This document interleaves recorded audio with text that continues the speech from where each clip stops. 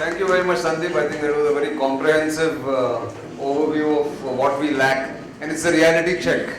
It's one-off strike across the LOC does not make India's security paradigm completely, foolproof or completely secure. So let's also be aware of this reality, which Sandeep has been good to give us that reality check.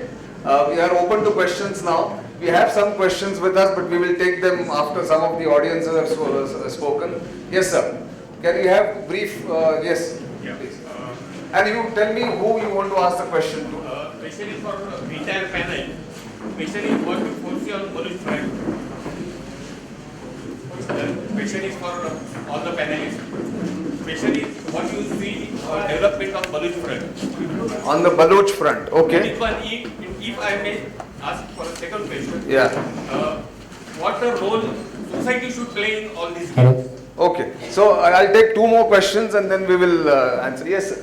Yes, there, right there.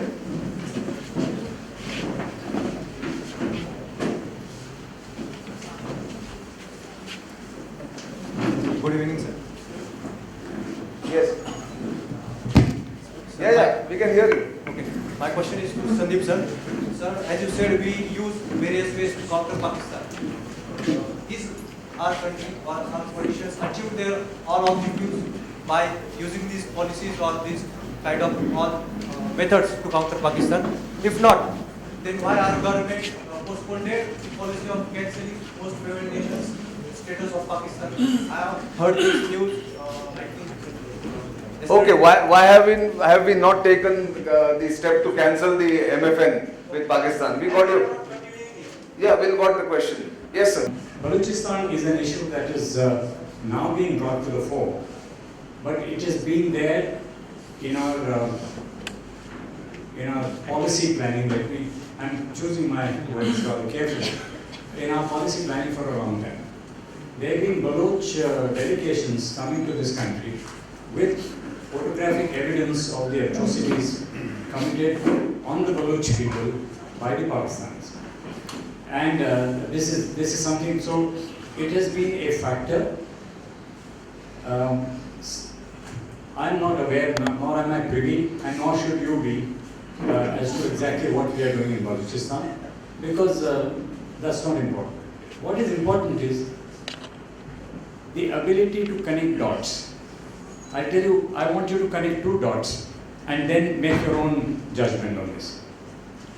The Prime Minister makes a statement on Balochistan during his Independence Day speech for the first time ever. Okay? The same Prime Minister didn't make this statement last year. One dot. The second dot I want to place before you, and you can join it the way you like, is a month back you would have heard the news or read about our agreement with Iran on the development of the Chabahar port. Right? Okay. Those of you who are knowledgeable about the CPEC, the China-Pakistan Economic Corridor, it runs all the way across from Kashgar through the Karakoram, well, not exactly the Karakoram Pass, that is with us, but west of it, and goes right down to link with Gwadar. Don't think that Gwadar is a well-developed port. Gwadar at the moment is in a very, very underdeveloped stage.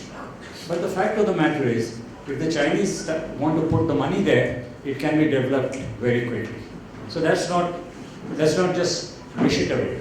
It's there. Our problem has been whether it was the oil pipeline, the gas pipeline project, or the permission for our goods to be carried all the way across Pakistan into Afghanistan, it has always been stonewalled.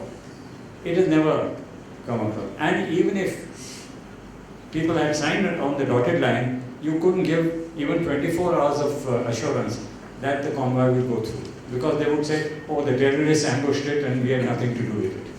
Okay? Under this background, here's now a country, India, which has always maintained very cordial relations with the Iranians, much to the annoyance of the Americans.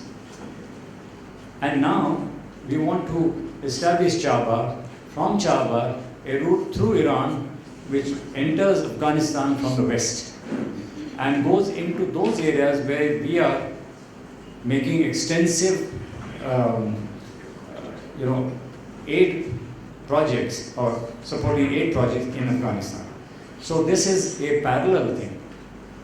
If you don't have to actually take a map and draw a line, but if you just take that geography in front of you, remember how close would Chahbar be from the Balochistan border?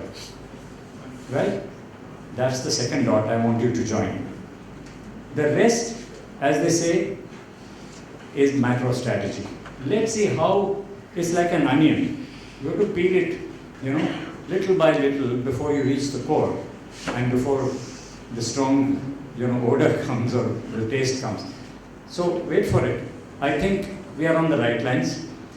In international relations or in international security related relationships, you can't hasten things. If you hasten them, they're bound to fail. You want to put them on a very sound footing so that they will be able to endure not only the test of time, but test of challenges that may come. The idea is to not only reach Afghanistan, but through Afghanistan, Central Asia, because that is now a storehouse of all energy requirements of ours for the future. That's a very long-winded kind of a thing, but I hope you've been able to get a flavor of what we are doing in Balochistan or what we should be doing. Last word. Balochistan's tragedy has been, if you read about Balochistan's history, they never wanted to be part of Pakistan. They were forced into submission simply because Balochistan has amongst the lowest population density in Pakistan. Just like our Ladakh, our density is the least. Ladakh actually covers 54% of J&K state, but the population is 2% of J&K. So you see how thin is thin, right? Balochistan is different. They've been good fighters. There is a Baloch regiment in the Pakistan army. They're good fighters. I've seen some of those troops myself, and any army officer worth his salt would like troops like that. But their tragedy is they're just not enough number. And they've been subdued with a very heavy hand by the Pakistani army, Musharraf included. Sir, can I just add Nitin, can I just add a sentence? I will just talk what is in the open domain. I think it's been very well covered by General Patankar. When the subcontinent was partitioned and India and Pakistan became independent, the Khan of Kalat had an independent relationship with Britain on par with Nepal, Myanmar, Sri Lanka. It was not like the 535 other princely states. Jinnah was the legal advisor to the Khan of Kalat, and on 11th of August 1947 they declared independence. It is only when in March 1948 that the Pakistani army moved in. Jet fighters were sent to bomb the palace of the Khan of Kalat. He and his family were captured. He was forced to sign the instrument of surrender the instrument of accession in Rawalpindi. His two brothers revolted. There have been 5 revolts in Balochistan. Pakistan has been accusing us of imposing curfew for 70, 80, whatever number of days in J&K. Please see what Pakistan has been doing in Balochistan. It is genocide. 25,000 Baloch citizens have disappeared, picked up from the roads, tortured, dumped on the roads or in unmarked graves. So it is about time that we highlight to the world as a democracy what is happening in Balochistan, Baltistan, POK. Thank you. Yeah, I think you asked about the MFN, why it's not been revoked. My guess is that I don't have any inside information on this, but what I can conjecture is that this is one of the options the government would like to retain. Right? You don't want to exhaust all your bullets on the first, who do you think? So they probably want to keep it for another occasion as another lever against Pakistan. Yeah, you have another question? I think we'll take other questions. Before I come to the audience, there are two questions which I think generally everybody wants to know, and I would like both General Patankar and General Bakshi to answer that. One question comes from Vinaya Deshpande. This has been answered in all our discussions. Maybe you missed it. If you can raise your hand, you perhaps missed our talk. I walked in late. You walked in late. Sorry. But for again reiteration, she is asking, the army has said that surgical strikes across LOC have been conducted previously too. So what is so special and different about this surgical strike? So quickly, I think we'll have to just recap it for everybody else. I think the mic is there. If you can do it in 2 sentences. The previous surgical strikes, as Nitin rightly pointed out, were battalion level, I would call them company and platoon level. जाए 4 कान काट के ले आए, वो दिखा के दे दिए, ये दोनों सर कान काट लिए. This is the first time that at the national level, the special forces have been used for a tactical action with a huge strategic impact, because you have said, yes, we did it. We have gone in, we have done it, and if you do it again, you will possibly get more of the same. You would like to add? Yes. You see, the actions that are done at the line of control or IV, well, line of control actually, not the IV, are for 2 or 3 reasons. One of the reasons is area domination.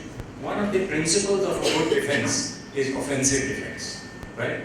The second thing is, even in defense, you want to dominate the enemy. So you want to show to the enemy that you are active. You are not sitting behind your bunkers and those strong walls, but you are active. You are quite prepared to go into his area to either find out information about him or to show that I was here and you didn't know. So this kind of a game goes on. Both the sides do this, right? So from every once in a while, to keep up the, as they say, to keep the powder dry, this has been happening all along. This is not a regular thing that is programmed, that every 6 months you have to do it once. It's not like this. It happens situation-wise, right? Sometimes the domination is done by firing. Before the ceasefire, we used to fire. We used to fire a lot. And I don't mind sharing this with you. When I was in 28 Infantry Division, the one that our colonel was talking about, we said the orders given to them were 2. Very simple orders. If you guys got to be guilty of something, be guilty of commission, not commission. Which meant, if they fire, don't look back for orders. You fire right back. And like good citizens, never keep anybody else's stuff with you. Return with interest. That was rule number 2. So if they, in simple terms, what the Jawan was told, so no doubt at all. If they fire a rifle, you will please use a light machine gun. If you fire light machine gun, you will use a medium machine gun. If they use medium machine gun, you will use infantry mortars. If they use infantry mortars, come to me as your GOC, because I will open artillery. That was my prerogative. Artillery fire escalates along the line, the ladder of escalation. The moment you use artillery, it crosses a certain threshold in terms of the exchange of fire. Okay, so you are then getting into a, which the junior leadership was, it's not fair to let them handle it. It had to be at the appropriate level. So I said, leave that to me, mujhe bhi kuch karne do. That was the thing. And it works. And it worked every time. Why wasn't it told? Because it's business, day-to-day business. Secondly, the impact of that information would be minimal. Somebody, and the moment it becomes routine, you'll say, oh, just another violation of ceasefire. Okay? It comes all the time. One small 2-line thing comes in newspapers. Pakistan violated the ceasefire thing for the 44th time.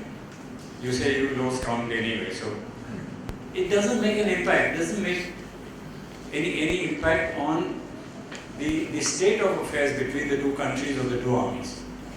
But Uri was different. Here, look at the scale. The scale, the Pakistanis just got simply lucky don't get carried away by the number 18, 19, 20.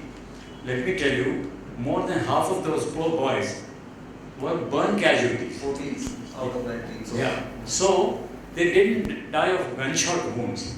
They didn't die in a fight where they would have had a fair chance, and they would have taken a lot many guys with them. But the point is the scale, the kind of impact it had on the entire nation actually demanded this, that this must be publicized, this must be told to the citizens because they have a right to know.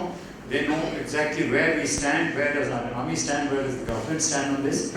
And like Nitin said, and so did General Bakshi, a tactical action which had a strategic implication. That is the impact.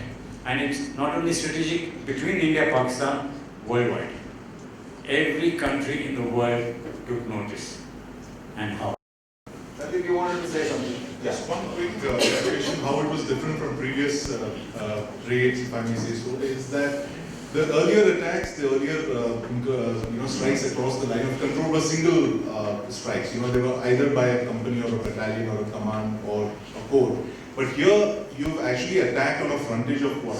250 kilometers. 250. 250 kilometers. Exactly. So it's like 2 cores, 15 core area, 16 core 15 area. and 16 core, you've yeah. actually, you've done a reverse 2611, if I can use that. Yes. You've hit multi-stage, you've hit multiple locations simultaneously. This is exactly what they did in 26. That's right. So that's And the just one.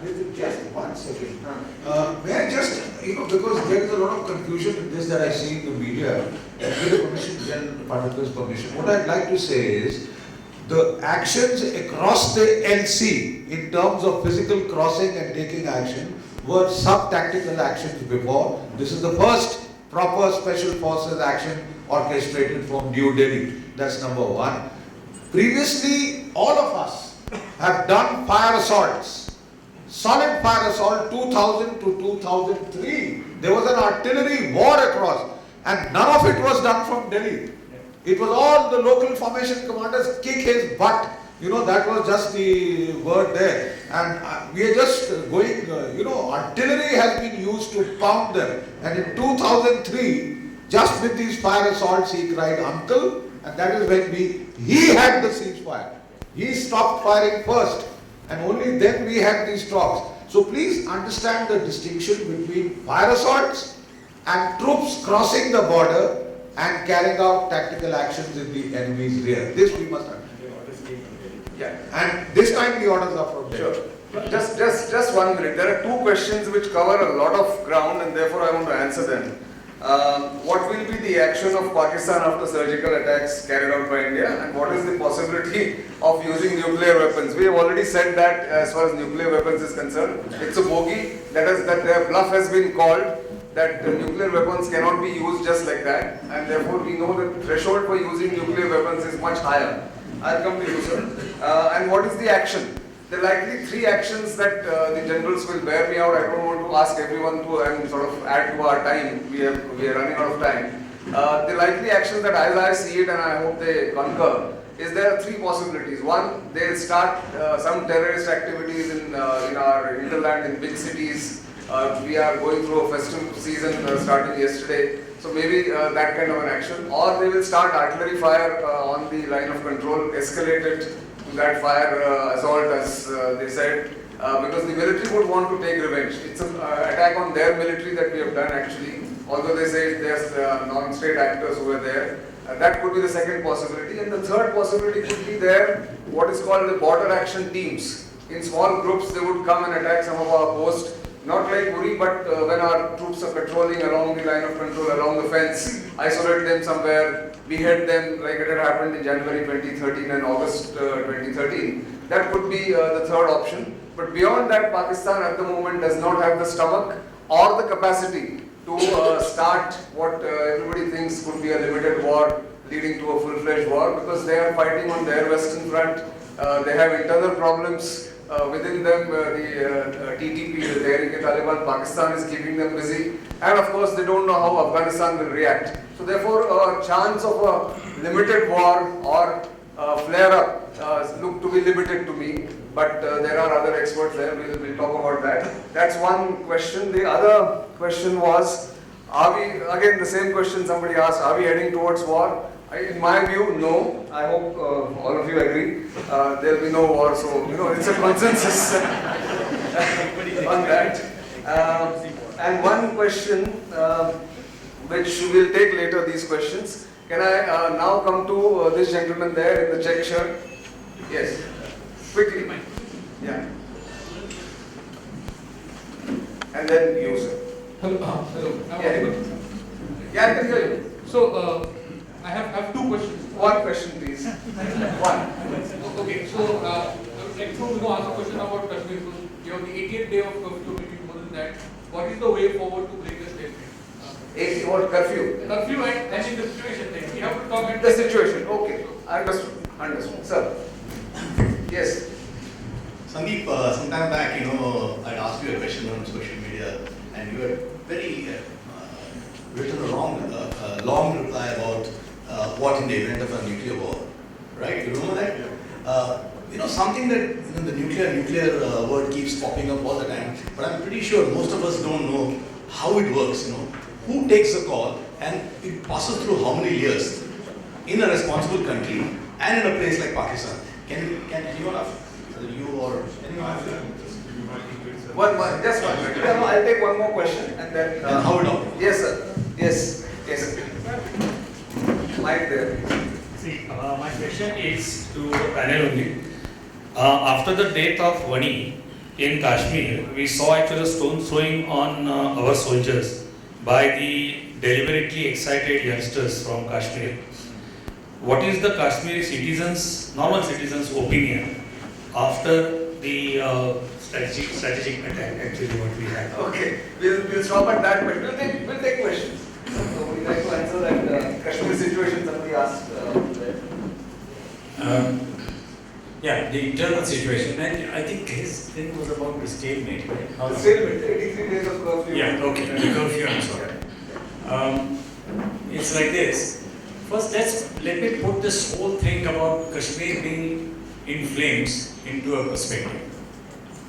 22 districts in the state of J&K, 10 of them in the Jammu region, 10 of them in the Kashmir Valley, 2 of them in Kargil and Leh respectively.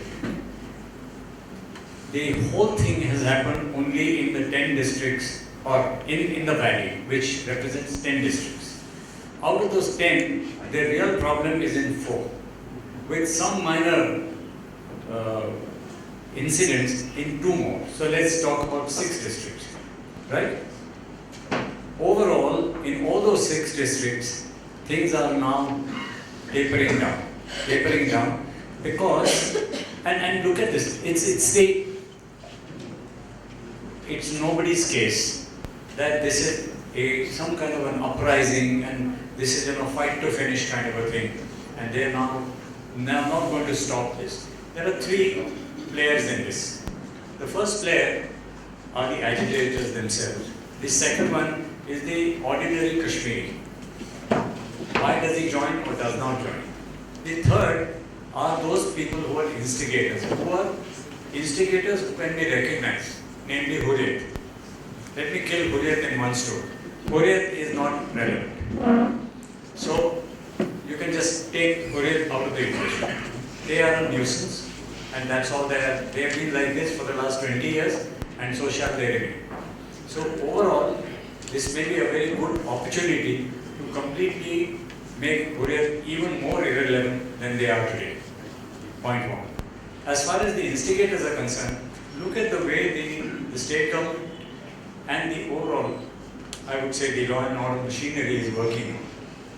You would remember that about 10 days back, you read the news that 300 people had been rounded up who were identified as the leaders of those stone quarries. All 300 have not come from Pakistan. But there is somebody who's actually orchestrating this whole thing, right? But having taken away the 300, the level of protest has come down to 50%. That's a number I can give you. I don't have actual statistics, but I keep an ear close to the ground. And this is the information I have. The other thing that has happened is the fruit merchants and the farmers are now focusing more on saying, listen, this is the window available to us to harvest the fruit, namely apples, right? If you don't do it now, the whole season is gone because they are not consumed in the valley. They have to be sent out all across the length and breadth of our country and abroad. So they are saying, stop all this, we need this time. All these young people have to come and do the harvesting. Also the fields. This is the only crop that they will harvest before winter. Winter is not very far, and they say, if you don't do this now, tend to the farms right now, we will lose the crop as well.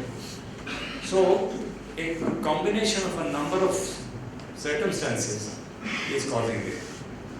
Rather than treating the symptom, which is what we tend to do from time to time, it's time that we hit the cause, right? One of the things I just want to point out to you, the one thing that if we are able to do is to provide three things: self-respect, security, and employment. This whole thing will come down in a matter of days. Simple logic. 300 people rounded up for an agitation that's been going on for so many days.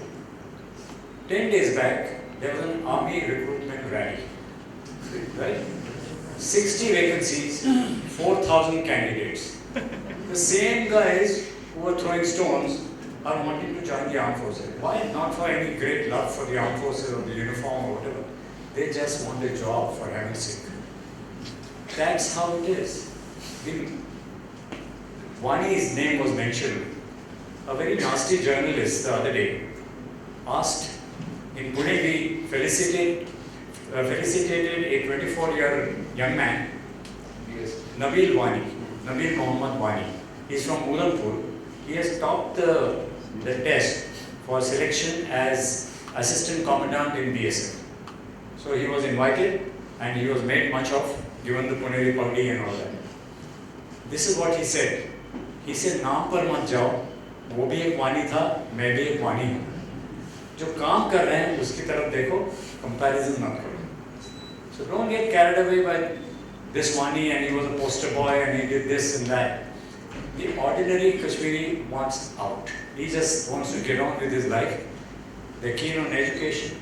They want good health care and they want jobs.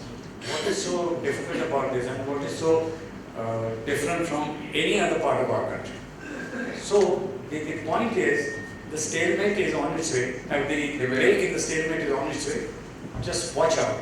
My own hunch is, if you've now shown what the army can do across to the Pakistanis who are instigating you, you guys better watch out. This is the answer that he's got. Now, Sandeep, and if you can finish that nuclear thing. The difference in our structures is that, as I said earlier, the talk also is that. I think take this. Yes, take this. Yeah, the difference in our structures is that while in India the nuclear weapons are completely under civilian control, in 1980 the military was as surprised as the rest of the world when we exploded the bombs, because many of them didn't even know we had nuclear weapons. Right? Pakistan is the entire opposite, where the military, that's the only country in the world where the military controls nuclear weapons. Right? So the Pakistani Prime Minister is the head of the nuclear authority in Pakistan, but the button that he presses, he's supposed to press, the nuclear button, doesn't have any wires. Right? The button is actually in GHQ or Rawalpindi and not in Islamabad. So that is, in short, the difference between the two ministries. The Prime Minister is the head of the nuclear command authority. The Prime Minister. Yes. No, it's the Prime Minister and his advisors. So the Prime Minister is at the very top of the nuclear command authority. There is one more significant difference. Every other country in the world which has a nuclear arsenal has said it is for deterrence. We have it so that it is not used against us. Pakistan is the only state which has not signed, which has said we will use it to react to conventional attacks. This is the doctrine of use, as opposed to every other nation saying it is a deterrent only. Yes, please. I'm going to take 3 more questions now for this round and then we'll come back. Yes. My question is, Yeah. around 54 of our soldiers are still languishing in Pakistan jails. They are there since 1971. And this was confirmed by I.K. Gujarat when he was Minister of External Affairs. What has our government done till now?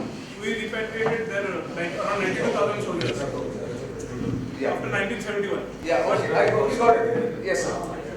Can the Indian Army or the Indian government ever extradite Hafiz Saeed and Zakirur Rahman? Okay. Yeah, they're last step there. Yes, sir. But wait, the mic will reach you.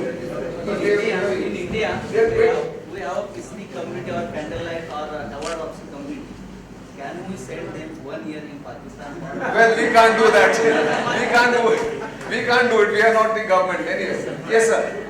I think it's on.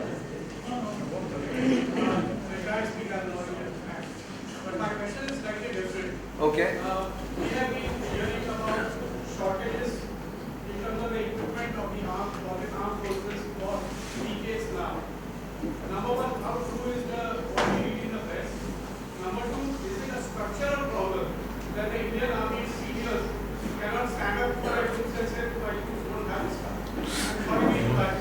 Okay, fine. So we'll take these three questions. Any one of you would like to answer? Structural problem? Look, when the Kargil war happened, please recall what the then army chief said. We will fight with what we have. Both General Patankar and I have had the privilege of being in the military operations directorate. Every time when things start looking like it's going to go red, then a laundry count is taken. We don't have this, we don't have this, we don't have this. We have been projecting it to the government. It's not for want of, your specific query was, why the hell aren't the army, the top brasses in the army, navy, air force, putting it to the government. They put it in writing, they have written DOs. You remember the DO of General V.K. Singh, which was made, leaked out from somewhere that we don't have ammunition. The fact is, we have seen this laundry list being done. All that I would say is, every time you make this laundry list, they can look at the laundry list on the Pakistan side. Does he have everything? So it is comparative poverty. And that is what we say. Don't stop because of that. Don't, because there are n number of excuses this country needs to do nothing. So we should also take care of what is his laundry list deficiencies. And then when we took action in Kargil, I thought we did a good job. Over to you, sir. The other thing is related to the fund allocation. I'll give you some very simple numbers and you can do the maths. India's allocation to defense is 2.3% of the GDP. Pakistan, with half the size of the defense forces, is 3.5. I agree their GDP itself is low. So in any case, it's only a matter of comparison. If you do the numbers, you'll find that they're still better off in real terms. China is of course in excess of 3 also. That is the declared one.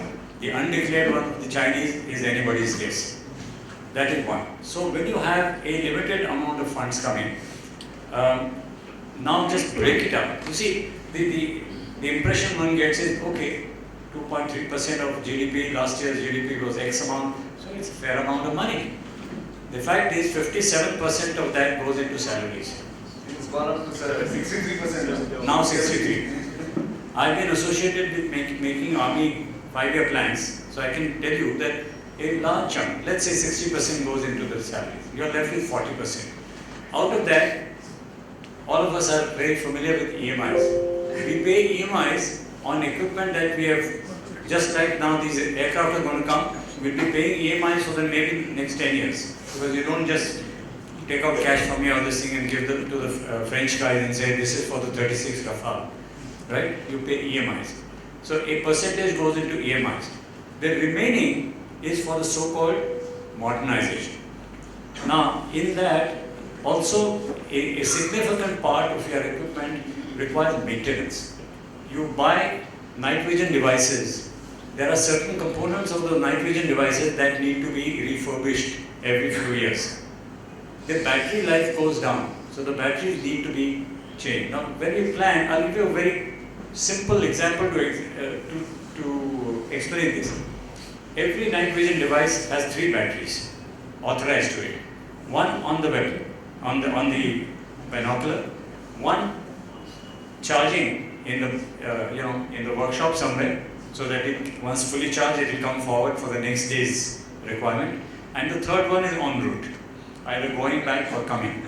That is what, in an ideal situation, this cycle works. And the same kind of logic works for everything, whether it is the batteries, whether it is any other component for all your high-tech surveillance equipment, or everything, your ammunition, your weapon systems, your spares, they all work on a cyclic basis like this. Now, sadly, what happens is, when the battery, which is supposed to last 8 hours, after 3 hours, it starts giving you only 6 hours, 4 hours. So obviously, you need more than one set of batteries per night. You start your ambush at 8 o'clock at night. The contact normally takes place between 2 o'clock in the morning and 4 o'clock in the morning, by which the battery has conked out. So what you do is, you take more batteries along. Those cannot get charged. That is where the shortages hurt you. If you had better equipment and better maintained, you could hit harder. You will get better results. The kudos are that despite this kind of thing, we're still hitting them. That's the point. Because a thing called jugaad works. The jugaad, you will be amazed at the ingenuity of the ordinary soldier. They will tell you. One example comes to mind, and that will, I think, completely convince you about the jugaad capability for our men. When we first went to Siachen, and this happened during the great battle of the Qaid-e-Azam post, which Bana Singh went and captured. After 15 hours of climbing a 45 degrees incline at minus 40 degrees. Degree of difficulty, I'm telling you. They went up, half the weapons didn't fire.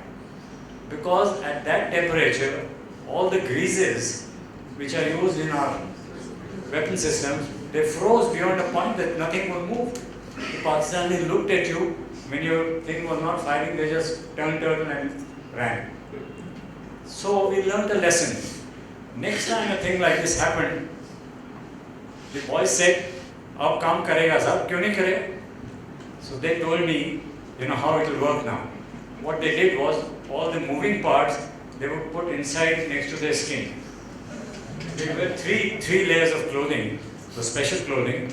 Your body temperature is much higher than the outside temperature. A simple thing like this, they would wear it next to their skin. It would hurt them because it's not a very soft piece of material, but it would remain at body temperature. When required, they would take it out, blindfolded, they can load it in their weapon and fire. That's jugaad.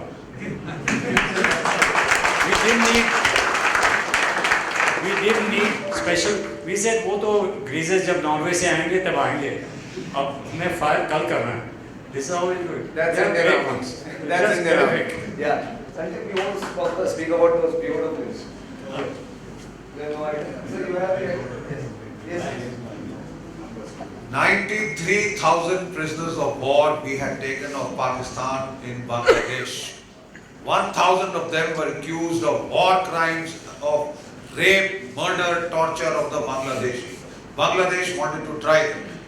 We gave them all back to Pakistan because Bhutto and his daughter, they came and cried in front of Madam Gandhi, and he told her, "Madam, aap meri abhi madad kijiye, main sab kar dunga."